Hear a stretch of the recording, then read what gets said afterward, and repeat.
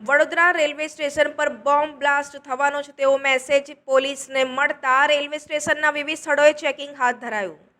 આ અંગેની વિગત એવી છે કે વલસાડ રેલવે પોલીસ કંટ્રોલ રૂમમાં ગઈ રાત્રે એક શખ્સનો ફોન આવ્યો હતો અને ફોન કરનારે જણાવ્યું હતું કે વડોદરા રેલવે સ્ટેશન પર બોમ્બ બ્લાસ્ટ થવાનો છે. હું આઈએસઆઈ એજન્ટ પાકિસ્તાનથી બોલું છું અને મારો મોબાઈલ નંબર આ છે તેમ કહી નંબર આપ્યો હતો. આ જ શખ્સે બીજા નંબર પરથી ફરીથી ફોન કર્યો હતો. દરમિયાન વલસાડ પોલીસ દ્વારા તાત્કાલિક વડોદરા રેલવે પોલીસ કંટ્રોલ રૂમને જાણ કરવામાં આવી હતી અને સાથે જ રેલવે પોલીસ એલર્ટ થઈ હતી.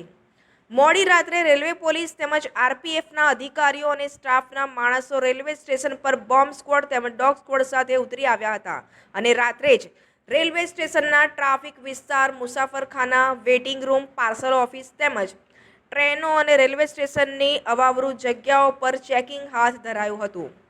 વહેલી સવારે 4:30 વાગ્યા સુધી ચેકિંગ દરમિયાન પોલીસ અને આરપીએફને કશું વાંધાજનક મળ્યું ન હતું. જો કે આ અંગે રેલવે પોલીસના પીઆઈએ વલસાડ પોલીસ કંટ્રોલ રૂમમાં ગર્ભિત ધમકી આપતો ફોન કરનાર અજાણ્યા શખ્સ સામે ગુનો દાખલ કરી તેની શોધખોળ હાથ ધરી છે.